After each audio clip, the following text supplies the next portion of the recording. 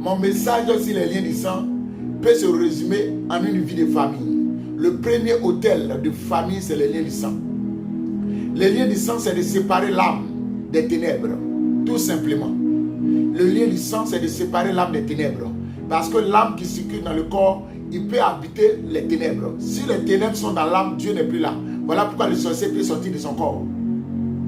La présence du Saint-Esprit doit être dans l'âme. Les informations contenues dans l'âme doivent être la vie du Saint-Esprit. Sinon, celui qui pratique la sorcellerie, il va voir que le Saint-Esprit n'est pas dans le corps.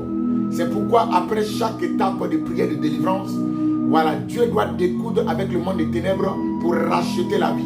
Et cette expérience même connue par moment en priant pour des personnes se voient en train de sortir du noir et en train de rentrer dans une lumière.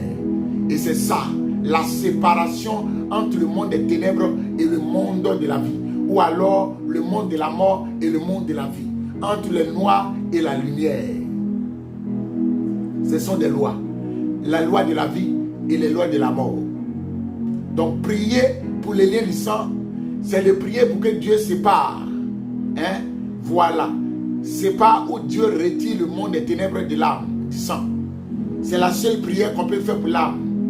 Voilà. L'âme doit se séparer, doit se déconnecter du monde des ténèbres. C'est pourquoi par moment, il y a des prières qu'on fait de façon divagatoire.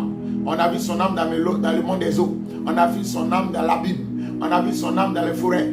Voilà. Mais c'est normal. Tout ça constitue les ténèbres. Donc c'est des prières de donner à l'âme de sortir du monde des ténèbres, de sortir du noir. Et quand cette prière est faite, la séparation s'impose. Et Dieu reconstitue l'âme de la personne. Autrement dit, la délivrance en soi doit s'imposer au niveau de l'âme. C'est là qu'il faut prier matin, midi, soir, pendant un certain temps, jusqu'à ce que Dieu reconstitue l'âme de façon totale. Qu'il soit exempt de tout souillé, de toute mauvaise pensée et de ce qui en découdre. Alléluia. Donc, c'était un peu le message de ce soir. Dans les liens du sang, moi je le résume, c'est la séparation du monde des ténèbres et de la lumière. L'âme doit sortir simplement du monde des morts. Quand l'âme sort de là, il n'y a plus de condamnation. L'âme n'est plus condamnée. Et là, la place du Saint-Esprit est restaurée. Et l'être qui doit habiter en nous pour créer la lumière, afin que la lumière chasse toutes les ténèbres qui viendront, c'est ce principe. Parce qu'on nous parle d'un principe de réclamation quand les esprits quittent le corps. Les esprits ne peuvent pas quitter le corps, viennent réclamer le corps. Le même corps ne peut pas te réclamer pas quand Dieu retrouve sa place. Qui doit réclamer? Celui qui doit réclamer le corps, c'est le Saint-Esprit. Quand le Saint-Esprit prend la place, ça veut dire que les enseignements de la Sainte Doctrine pour les prières de délivrance sont un problème. Le schéma 4-4 est nul et sans effet. Il faut vraiment que la théorie puisse se connecter à la pratique. La faisabilité du ministère de la délivrance doit comprendre qu'il y a des exigences d'enseignement. Il y a des principes que Dieu doit adopter par la parole. Si la parole qui s'accompagne de la délivrance n'est pas prêchée pour que les directives soient conçues à ce sens, il y a un problème. Il y a un problème là qui se situe là.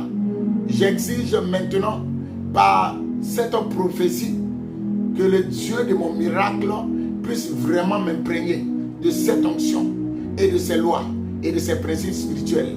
J'aborde ce thème ce soir afin de démystifier la colère des génies, de démystifier la colère de la sirène et des serpents, pour que Dieu de la délivrance, le maître des esprits, agisse favorablement en ma faveur.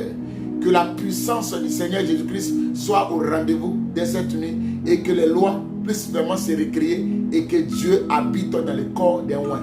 Que le nom de Jésus-Christ soit confessé par ma bouche, par le Dieu qui est omniscient, omnipotent et omniprésent, qu'on appelle le Dieu de toute éternité, au nom puissant de Jésus-Christ. Et je dis Amen. Et on se dit à demain.